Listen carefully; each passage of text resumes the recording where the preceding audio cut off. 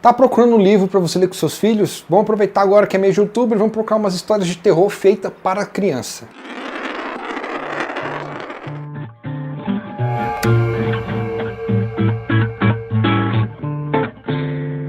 Se você gosta desse tipo de conteúdo, não se esqueça de ir lá embaixo e se inscrever no canal. Também tem um linkzinho aqui na imagem aqui do lado, pode clicar lá. E esse é o quinto vídeo do mês de outubro de terror, porque nós tivemos 5 sexta-feiras esse mês. Nós temos 4 vídeos de terror aí passados, você pode procurar lá para ver os outros. Esse vai ser para aquelas pessoas que querem curtir alguma coisa de terror com a família. E aí nós temos aqui 4 livrozinhos de terror infantil para você ler com seus filhos. Muito bem, gente, eu só queria dizer que eu passei o conteúdo do vídeo para uma psicopedagoga. Ela me notificou, que é bom avisar para vocês, que esses livros estão na média de idade de 10 anos de idade. Então não é exatamente para criancinhas pequenas, é para crianças um pouquinho mais velhas. Então toda vez que você ouviu falando para os seus filhos, para suas crianças, pensa 10 anos para cima, não pensa muito mais novo. Agora, tipo assim, é claro, né? Cada pai escolhe como vai criar sua criança e cada criança lida com coisas de jeito diferente. Então vai que a sua criança de 5 anos adora essas coisas. Lê aí com eles, tá ótimo. Primeiro livro, Escola do Medo, de Giti Daneshvari. Não sei se falei o nome certo dessa mulher, mas a história do livro é bem interessante porque conta a história de uma escola, é a história do título aí, a Escola do Medo, onde as crianças vão para aprender a lidar com os medos delas. 4 meninos resolvem fugir da escola. A diretora, então, para garantir que eles vão aprender as lições que eles deveriam aprender na escola, faz uma pequena aventura para eles e a gente acompanha essa aventura com esses 4 meninos, aprendendo sobre os medos deles.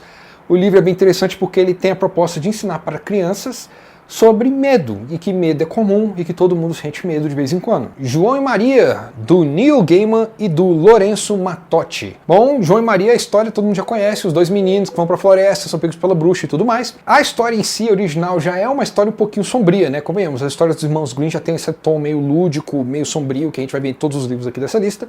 A diferença do João e Maria do Neil Gaiman é porque o Neil Gaiman admitiu, quando ele era criança, quando ele conheceu a história a primeira vez do João e Maria, ele percebeu 2 coisas muito específicas. Primeiro, que seres humanos podem ser comida.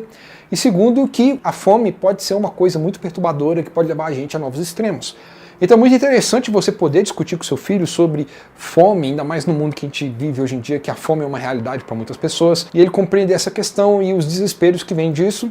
É um pouquinho mais sombrio, porque o Neil Gaiman é um cara que consegue fazer histórias muito lúdicas, mas muito sombrias. Basta ver até as histórias adultas dele. E o ilustrador aqui, Lorenzo Mattotti, ele faz as ilustrações bem sombrias, mas eles colocam os personagens sempre em sombras, perdidos no meio do cenário, da ideia de que o João e a Maria são 2 pessoas pequenas no mundo muito sombrio que cerca eles. Coraline, do Neil Gaiman. E aproveitando que nós já falamos do Neil Gaiman, vamos falar agora da Coraline, que provavelmente é o conto mais famoso dele, o conto infantil mais famoso pelo menos, e conta a história de Coraline, uma menina que está tendo seus problemas com a mãe, e ela consegue ir para esse outro mundo onde as pessoas têm botões no lugar dos olhos. Ela acha que o mundo é melhor porque ela consegue ter desejos de coisas realizadas, porém tem um certo custo para viver nesse mundo e esse custo vai ser a aventura do livro da Coraline. É bem legal, tem um filme dirigido pelo Henry Selick em stop motion, que é o Henry Selick é meio que um mestre do stop motion hoje em dia.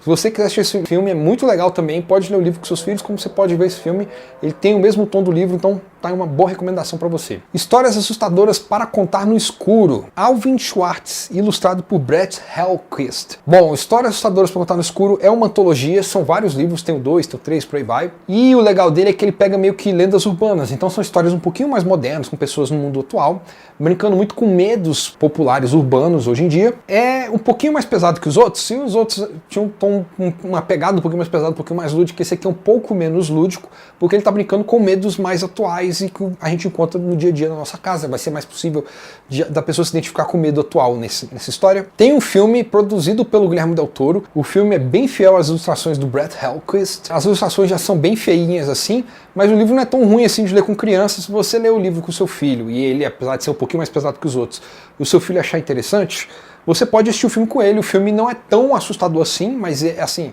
é um filme de terror ainda, apesar de ser para criança. Esse é o livro para você ver com criança um pouquinho mais velha. Não é o mesmo livro que você vai ler para criança que você pode ler Escola do Medo, porque Escola do Medo você pode ler para criancinha de 5 anos. Histórias assustadoras para contar no escuro, a criança precisa um pouquinho mais velha, lá para casa dos 10 anos, para ela lidar melhor com o quanto esse livro é pesado. Todos esses livros têm elementos lúdicos e um pouquinho mais sombrios. Eu acho interessante contar histórias de terror para criança, no sentido de que medo é uma coisa comum que existe nos dias de hoje e normalmente histórias de terror para criança ajudam elas a lidar com certos medos e ansiedades que ela tem da vida real. Por outro lado, se o seu filho estiver muito perturbado, tinha uma história de terror quando eu era criança que me pediu de dormir. Se estiver perturbando muito seu filho, não continua lendo essas coisas para ele, hein, gente? Deixa espaço para eles. Eles têm o espaço e o jeito deles de lidar com as coisas. E com isso nós acabamos os vídeos especiais do mês das bruxas. Se você gostou aqui dessa coletânea que eu fiz aqui, dessas dicas, comenta aí embaixo. Você pode comentar aqui no YouTube, como você pode comentar também lá no site velhaonda.com ou no nosso Instagram. Se você gosta desse tipo de conteúdo, curta aí embaixo, compartilhe com seus amigos. E não se esqueça de ativar o sininho para receber notificações de novos vídeos. A gente tem vídeo novo toda semana. Semana que vem tem mais e até lá.